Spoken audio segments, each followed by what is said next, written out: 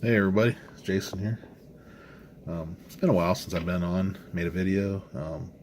It's been kind of busy over the winter here, work, and just kind of taking a break a little bit from YouTube and um, kind of cutting back a little bit on my purchases and just I tend to do this every winter after Christmas. It seems like I'm um, I guess trying to save a little bit of money and kids. We got a lot of birthdays here in the spring. Um, all four of my kids were born between January and June, so it's a expensive 6 months here. But anyways, I thought I'd just pop on and say hi to everybody. If nothing else, I have been picking up a few small things. Nothing too exciting, but I really need to focus on my hobby a little bit as far as what I should be collecting, because the way I kind of do it is something catches my eye and it's the right price, and I'll buy it, even if I don't need it, don't haven't collected that series before. If it catches my eye, I buy it. So I probably should really focus a little bit more. Because I have kind of a scattered collection that has no.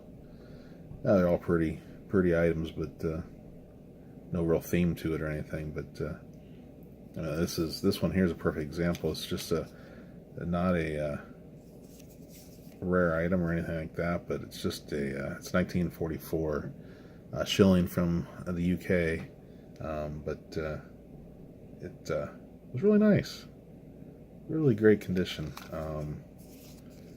and I haven't seen a bunch of them around in this type of condition for a decent price, and this was about for spot on this, so maybe a little over spot, but it was just a nice coin and I couldn't pass it up. So there's a good example of my lack of control. um, but it's silver, and I have a hard time stepping back from silver. I guess if I have any kind of, as most of you know, I focus a lot on foreign coins, and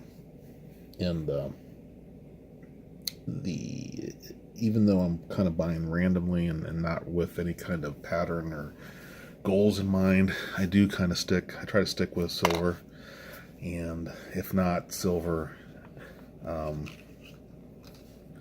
I will try to get some of the rarer coins, and I kind of have a bit of a uh, thought pattern in this, and that and while mintages are not indicative of value or rarity necessarily, if I see something that is older and has a low mintage, and that low mintage may vary, but in general, if it's under 1 million pieces, um, it catches my eye a little quicker, and then after doing a little research and thought on it, I can tell if that's a high mintage or a low mintage, depending on the country and series and year and all that. Um, so yeah, I guess if I have any kind of pattern, that is it. So um, here's another silver piece that I picked up in 1914 from Hungary. Again, this might have been cleaned at one point. But it was an example I didn't have up to this point, and still pretty nice. Here's an Austrian 1926 shilling. Austria has a lot of different designs on their shillings and 5 shillings pieces, and I have some 5 shillings around here somewhere. I'll dig those out for another time, but they tend to put a lot of commemorative coins out, and so the designs are varied. It's not always the same thing all the time. So This is pretty nice. Here's one of those coins that it's not silver or anything, but it's a bit of an interesting piece. Buenos Aires, a city in Argentina, put out their own coins before Argentina was kind of brought together as one country, from 1823. So you don't see these too much. I don't have mintages in front of me. Let me see if I can pull that up real quick. Some of these old coins, they don't even have mintages on them. So it's hard to say sometimes. Here we go. Let's see. Yeah, this one doesn't have a mintage on it. But this was actually the first example of one of these I'd seen in person, so it was relatively cheap too, only a couple dollars. And so I thought that was kind of cool to have an example of that. It's not in the greatest shape, but it's good enough that you can make out all the design and everything. Another just simple South African silver coin. Nothing right here about the size of a dime. Nothing too exciting there, but again, it's silver. Same thing here, Curaçao. This is silver too. This was part of the Netherlands territories at the time, back in the 40s. Again, nothing too rare here, but it is silver. These are pretty common, really. These 20 francs. They have these. This is from France, and they had this design in the mid 50s, from like 1950 to the mid to late 50s, 56, 57, somewhere in there.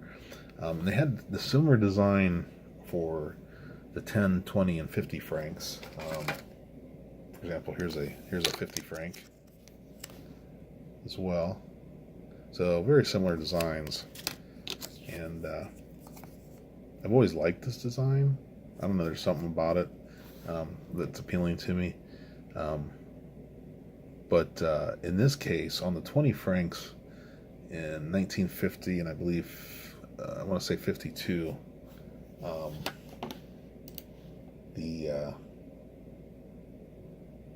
there was a design variation on the 20 francs where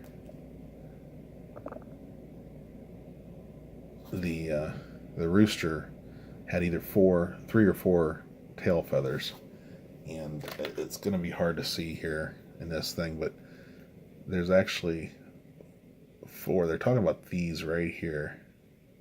Sorry about the shadow there. It came up from this angle here.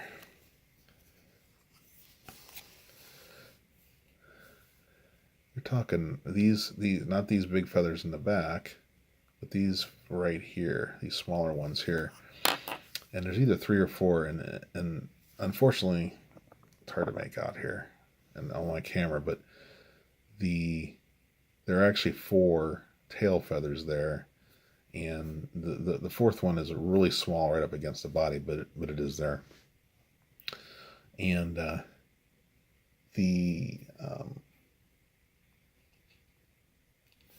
for this 1950,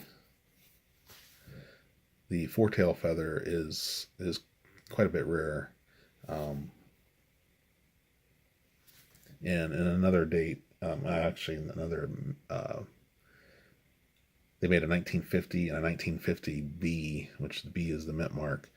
This 1950, the 4-tail feathers is rare, and in the 1950B, the 3 feathers are more rare. So this was just in a box in a small lot that I picked up off eBay. I happened to notice that had 4 tail feathers, and I thought I didn't have an example of this one yet, so I snagged that up. So that's kind of neat. I always like looking for these little varieties. When I say it's rare, here in the U.S., they're hard to sell. If I want everyone to sell this, it's hard to sell and get any kind of premium out of it. Maybe in France and maybe some European countries, you'd have better luck getting a little bit of a premium, but That's okay. This just kind of completes the be a little another hole to fill in my slot that I've just filled. So, anyways, that's some of the more recent stuff I picked up. I have I use Numista as my catalog, and so when I get things in, I put them in Numista so that I have record of them, and then I try to find a space for them.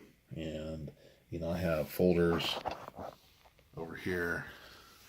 Zoom back out.